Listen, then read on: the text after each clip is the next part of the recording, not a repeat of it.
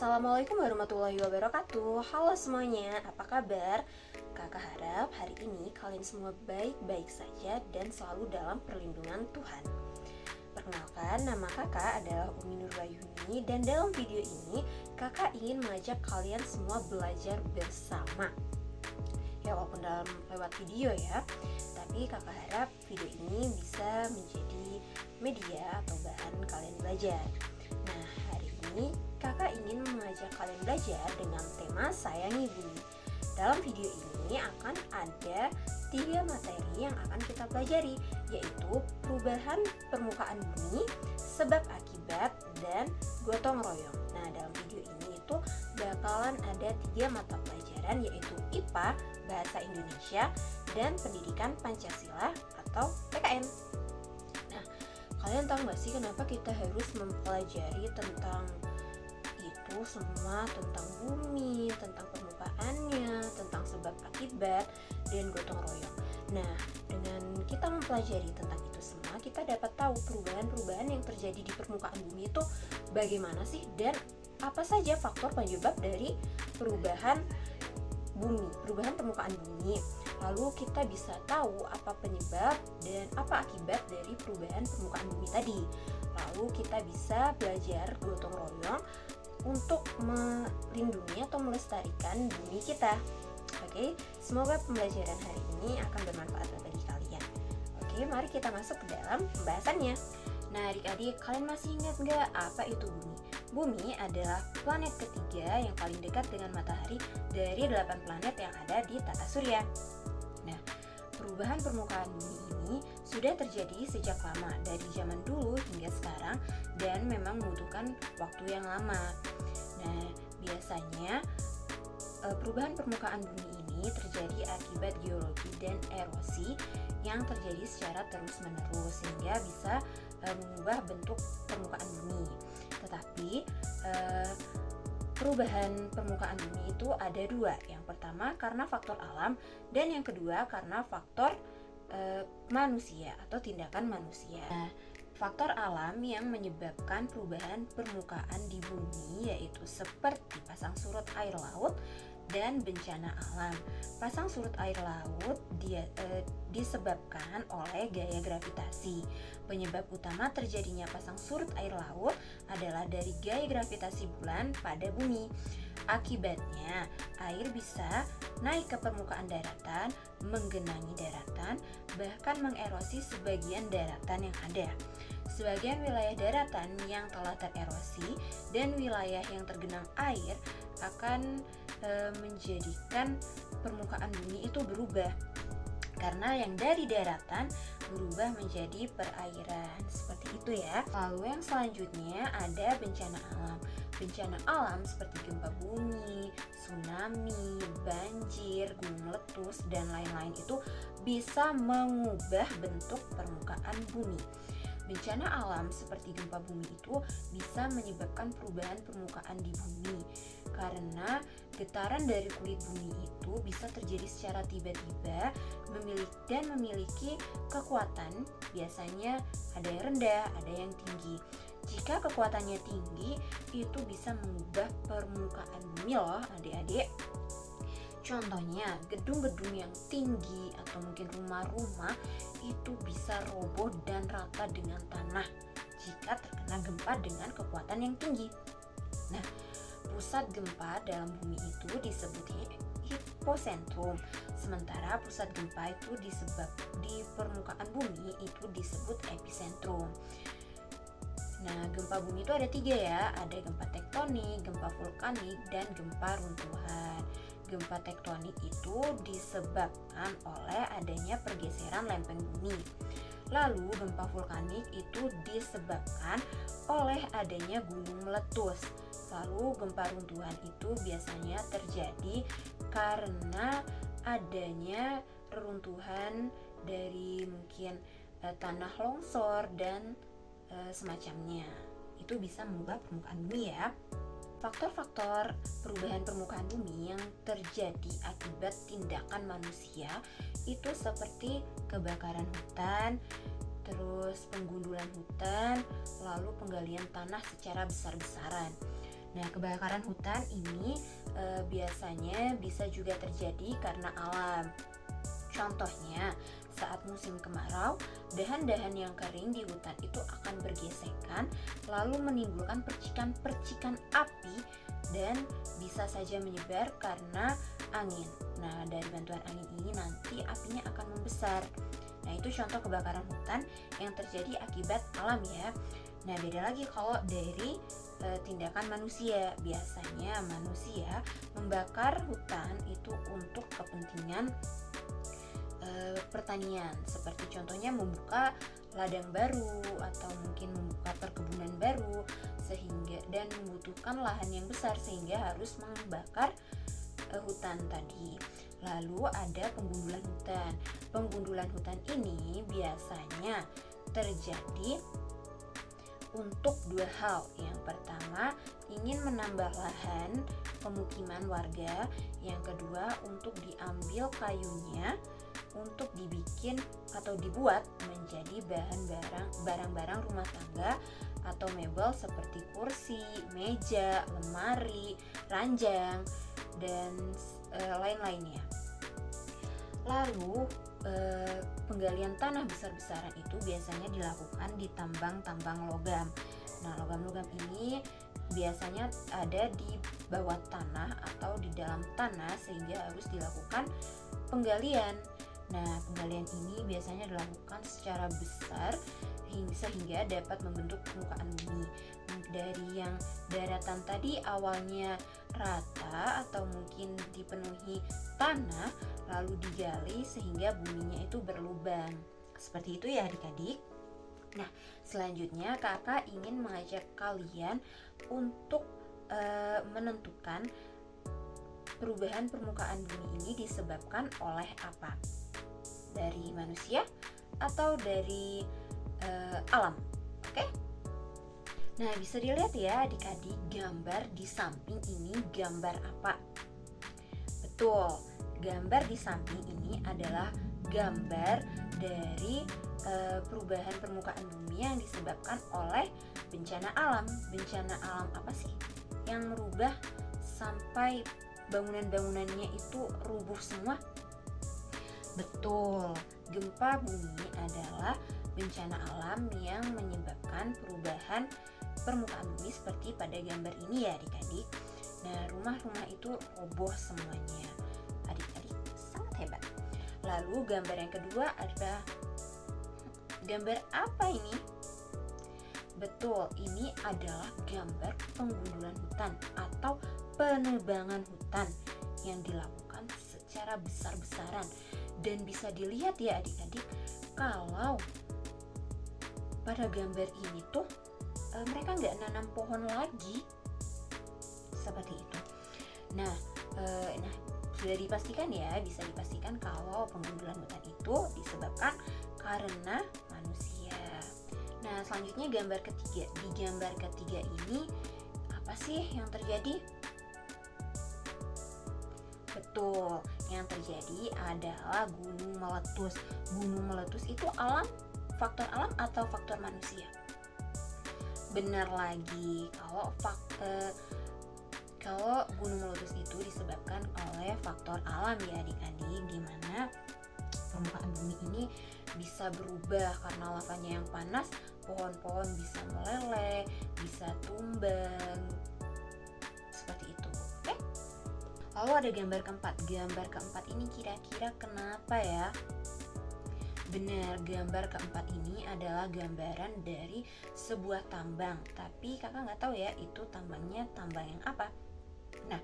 Nah di gambar ini bisa dilihat ya kalau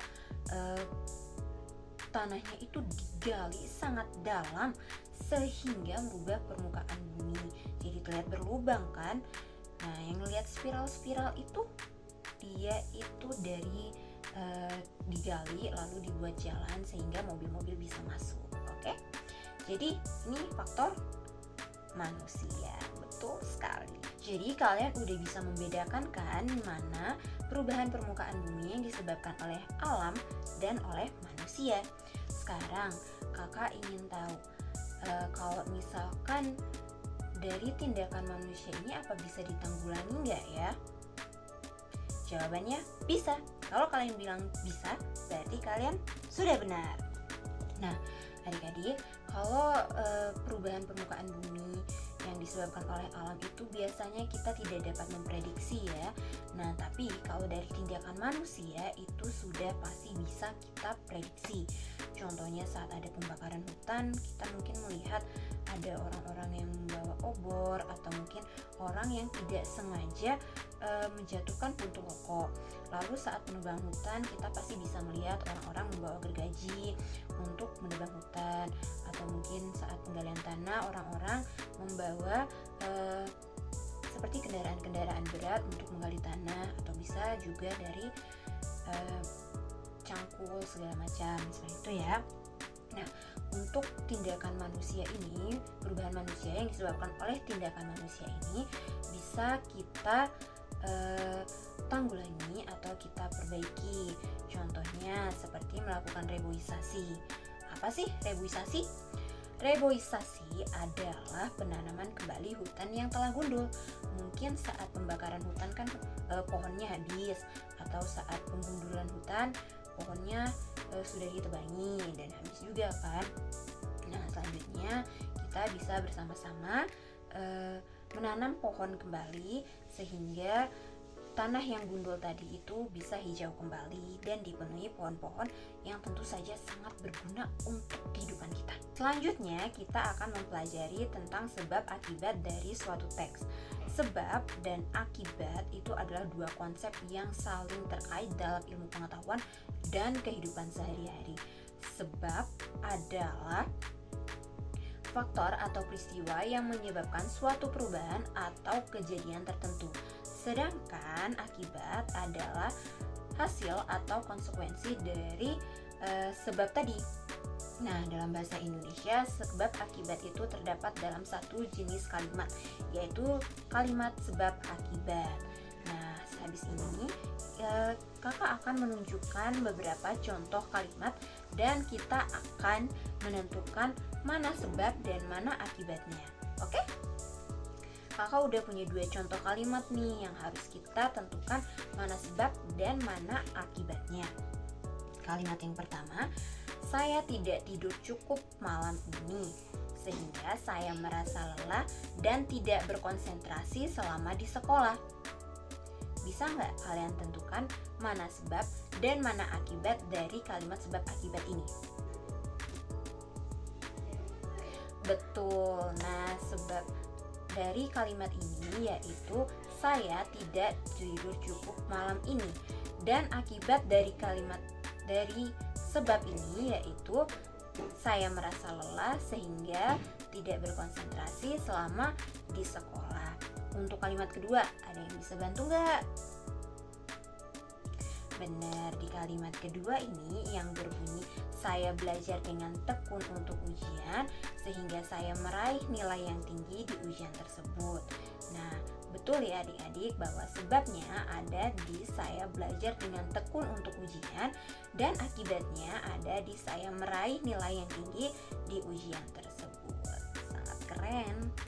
Nah, karena kalian sudah bisa membedakan mana sebab dan mana akibat dan kalian bisa menentukan sebab dan akibat dari suatu kalimat, kakak ingin menunjukkan suatu teks dan kakak minta kalian mencari informasi-informasi yang ada di teks tersebut yang mengandung sebab dan akibat. Nanti setelah itu kita akan mencari sebab akibat dari kalimat yang telah ditemukan. Kalimatnya berikut ini ya.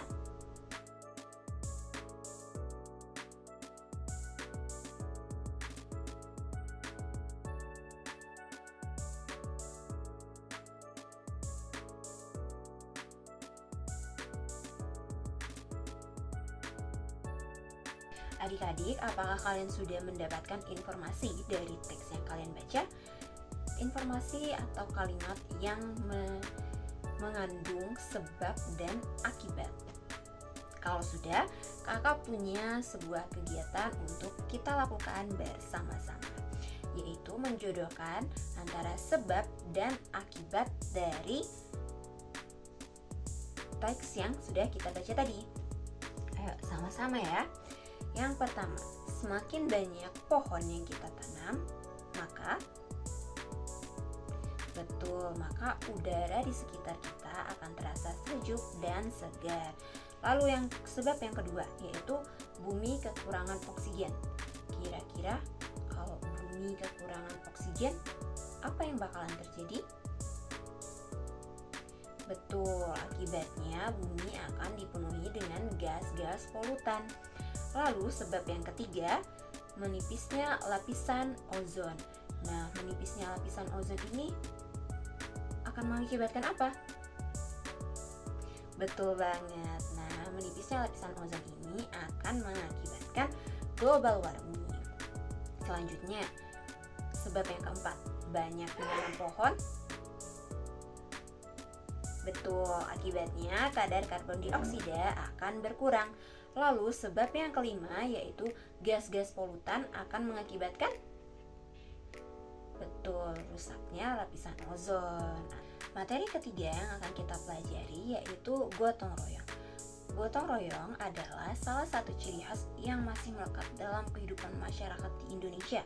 Secara garis besar, gotong royong itu tertuang pada Pancasila, yaitu dalam sila ketiga Persatuan Indonesia.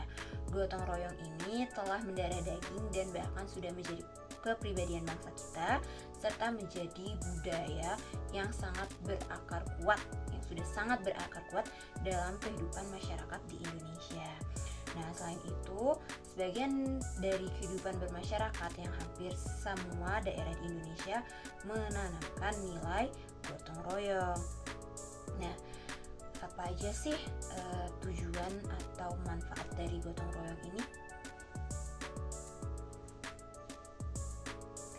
Nah, manfaat dari gotong royong ini yaitu menumbuhkan rasa dan sikap saling tolong-menolong, sukarela, saling membantu, dan mempunyai sifat kekeluargaan.